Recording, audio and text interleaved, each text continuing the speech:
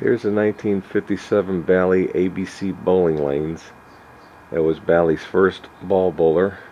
It used the 3.5-inch balls. Let's see, I got one over here.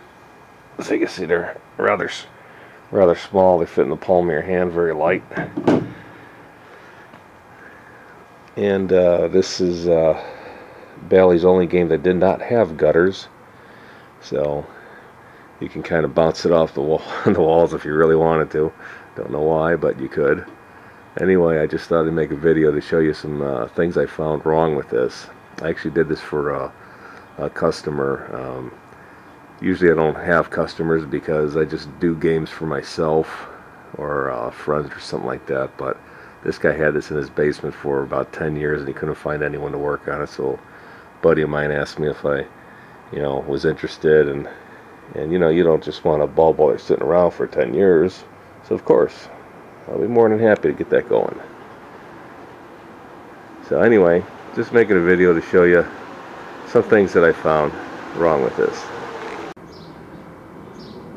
At first sight, I was looking at this and actually everything looked really nice, for being as old as it is. The only thing that I could find wrong just at a first glance was that the back glass was broken on the bottom, and of course you had some scratches.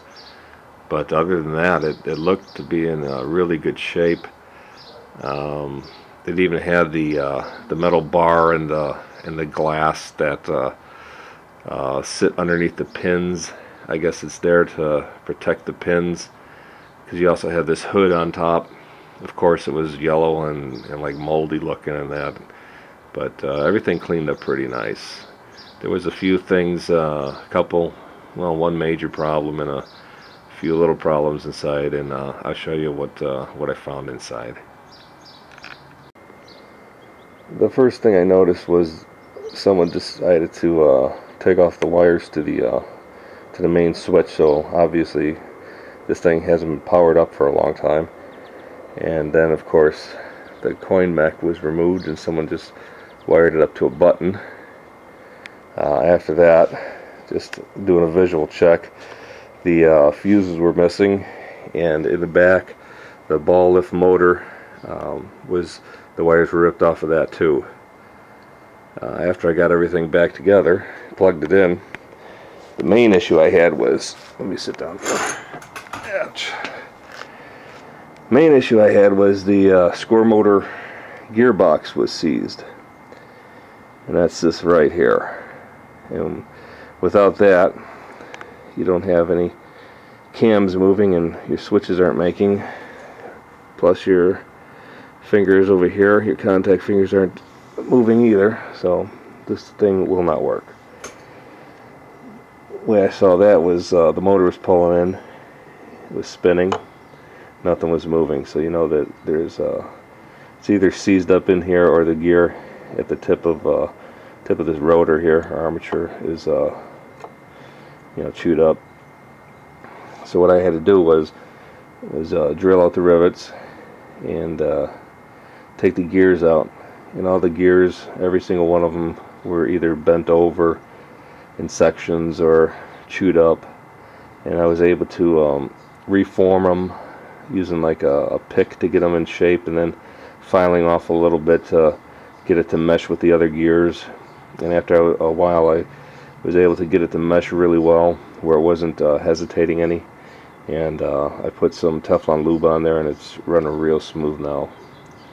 So I just told the customer, I said, you had a gearing issue here, and if you want, you can order this assembly if you can find it, from someone, and I'll put it in for you, no problem. But I told him just leave it. It's working fine, and it will probably outlast both of us. So I believe it's resolved there. But if he has problems, he can always get a hold of me. But to get to this, what you had to do is take this cam assembly apart, and you got to be very careful with these switches. And afterwards, you got to mark each one of these cams, because you have to get them in the exact same order, and you don't want to reverse them. So the best way to do that is to just mark them like 1, 2, 3, 4 down the line.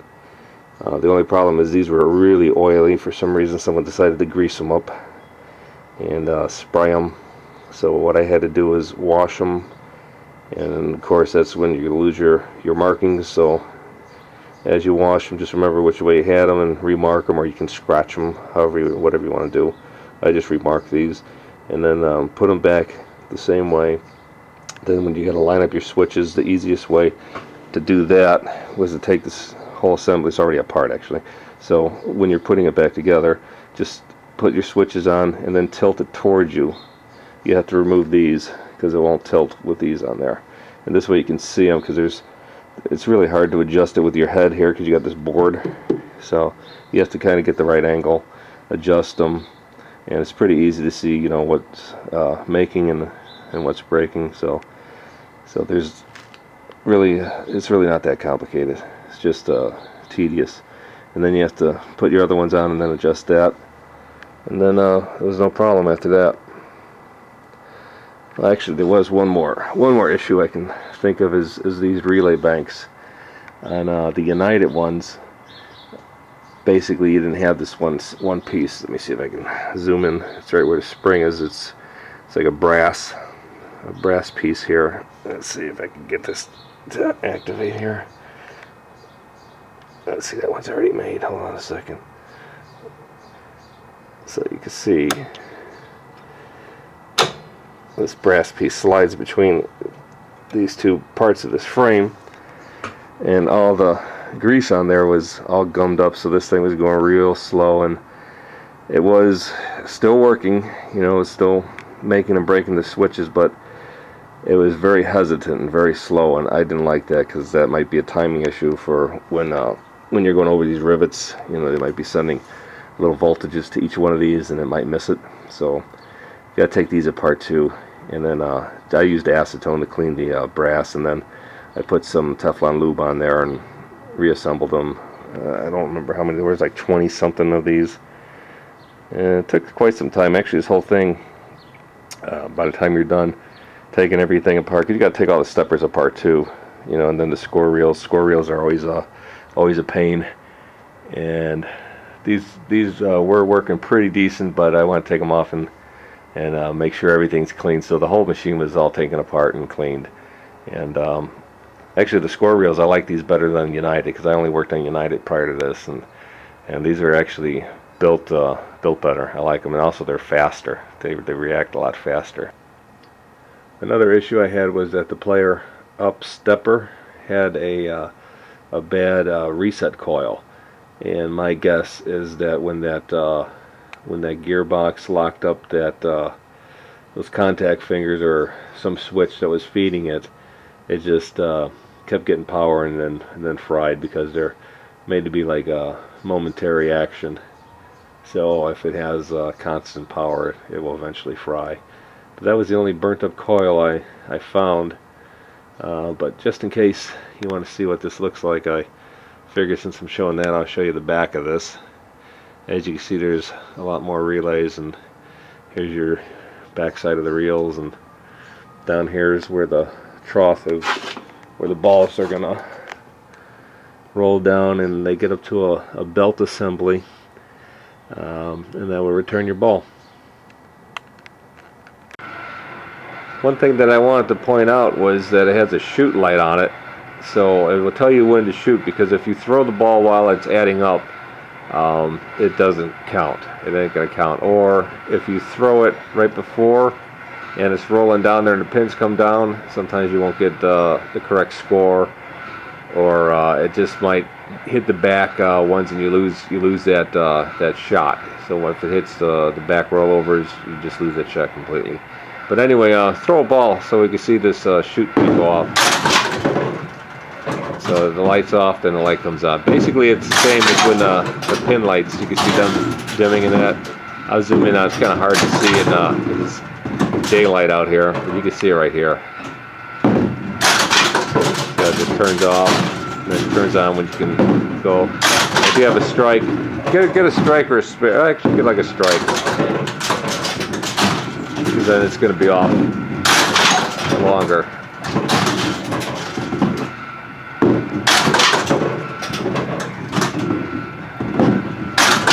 See, as it adds up here, see, it's off a lot longer.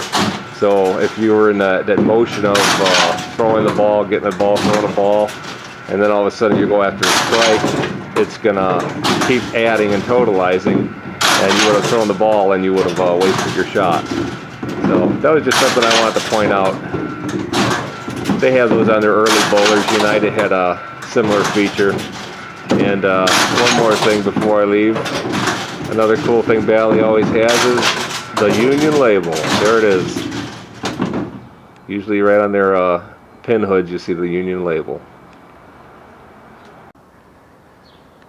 So overall this machine took about 60 to 80 hours to take everything apart, clean it, lube it, fix the wiring, change that one solenoid.